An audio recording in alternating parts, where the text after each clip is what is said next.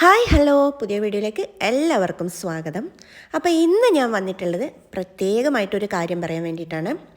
ഇത് ഞാൻ നമ്മൾ വീട്ടിൽ സാധാ നമ്മളെല്ലാവരും വെക്കാറുള്ള ഒരു ചിക്കൻ കറിയാണ്. ചിക്കൻ കറി നമ്മൾ വെക്കും പോലെ തന്നെ വെക്കുന്ന ചിക്കൻ കറിയാണ്. പ്രത്യേകിച്ച് അതിലൊന്നും ചേരുവകൾ ചേർത്തിട്ടില്ല. അപ്പോൾ അതുകൊണ്ട് അത് കുക്ക് ചെയ്യുന്ന ആ ഒരു ഭാഗം ഞാനിതിൽ ഉൾപ്പെടുത്തിയിട്ടില്ല. ഈ വീഡിയോ ചെയ്യുന്നത് പ്രത്യേകമായിട്ടൊരു കാര്യം പറയാൻ വേണ്ടിയിട്ടാണ്. നമ്മൾ ഏകദേശം വടക്കൻ മലബാറിലുള്ളവർ, പ്രത്യേകിച്ചും കോഴിക്കോട് വരെയുള്ളവരാണെന്ന് തോന്നുന്നു, എൻ്റെ ഒരു ധാരണ വെച്ച് പറയുവാണെങ്കിൽ വടക്കൻ മലബാർ എന്ന് പറയുമ്പോൾ കണ്ണൂർ ഏകദേശം പെടും അതിൽ. അപ്പോൾ അതിൽ കണ്ണൂർ മാടായിക്കാവ് എന്ന് പറഞ്ഞൊരു കാവുണ്ട്. അവിടെ ഭദ്രകാളി ദേവിയുടെ ക്ഷേത്രമാണത് കേട്ടോ. അപ്പോൾ അവിടെ നമ്മൾക്ക് പ്രസാദമായിട്ട് കിട്ടുന്നത് ചിക്കൻ, അതായത് കോഴി കുരുമുളകിട്ട് വെച്ചതാണ് പ്രസാദമായിട്ട്, ഭദ്രകാളി അമ്മയുടെ പ്രസാദമായിട്ട് നമുക്ക് തരുന്നത് അവിടുന്ന് കിട്ടാറുള്ളത്. അവിടെ പ്രത്യേകിച്ച് നമ്മൾ നമ്മുടെ നല്ല കാര്യങ്ങൾക്കെല്ലാം വേണ്ടി പൂജ കഴിക്കുവാണെങ്കിൽ അതിന് പ്രസാദമായിട്ട് അവർ തരുന്നതാണ്. കോഴി പൂജ എന്നാൽ അതിന് പറയാം അവിടെ. അപ്പോൾ അതിന് പ്രസാദമായിട്ട് തരുന്നതാണ് ഈ ഒരു ചിക്കൻ കുരുമുളകിട്ട് വറ്റിച്ച് വെച്ചതാണത്. അത് പ്രസാദമായിട്ട് നമുക്ക് കിട്ടുന്നതാണ്. അപ്പം അത് പൂജകളിൽ ചിക്കൻ വേറൊരു തരത്തിലാണ് വെക്കാറുള്ളത്. നമ്മൾ സാധാ വെക്കും പോലെയല്ല, അതിലും വ്യത്യസ്തമായിട്ടാണ് വെക്കാറുള്ളത്. അത് ഭദ്രകാളി അമ്മയുടെ പൂജയ്ക്ക് വേണ്ടിയിട്ട് മാത്രമാണ് കേട്ടോ. വേറെ ഒരു കാര്യത്തിനും ഈ മാംസ്യം പൂജകൾക്ക് വെക്കാറില്ല. ഭദ്രകാളി അമ്മക്ക് പ്രത്യേകിച്ച് വെക്കാറുണ്ട്.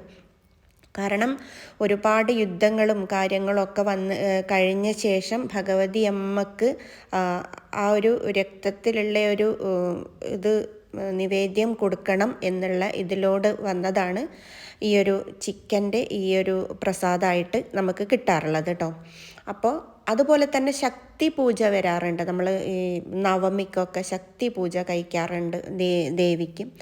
ആ ഒരു പൂജ കഴിക്കണ സമയം ഇതുപോലെ നമ്മൾ സാധാ ചിക്കൻ കറി മുളകിലിട്ടിട്ട് വെച്ചിട്ട് അതിന് നമ്മൾ തിളച്ച് നമ്മൾ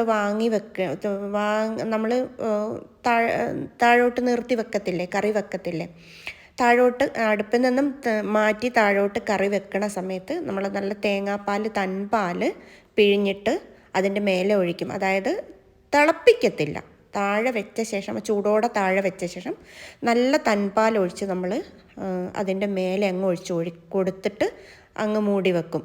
എന്നിട്ട് അത് തിളപ്പിക്കാനോ കാര്യത്തിനോ നോക്കും, ആ ചൂടും മേലെ അതങ്ങ് റെഡിയായി വരിക ചെയ്യുക ആ കറിയിലോട്ട്. പിന്നെ നമ്മൾ അതിൻ്റെ കൂടെ പത്തിരി കൂടെ ഉണ്ടാക്കും. മലബാർ പത്തിരി എന്ന് പറയും, അരിപ്പത്തിരി കൂടെ ഉണ്ടാക്കും.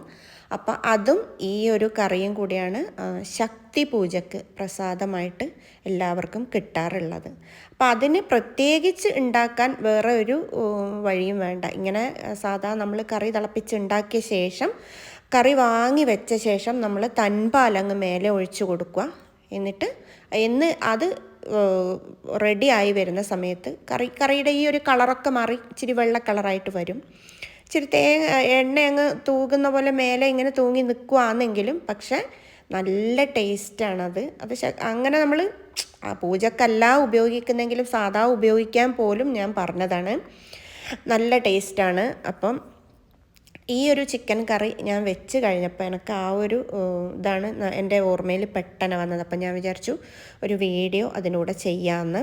നല്ല ടേസ്റ്റാണ്. അങ്ങനെ ഒന്ന് എല്ലാവരും പരീക്ഷിച്ച് നോക്കൂ കേട്ടോ.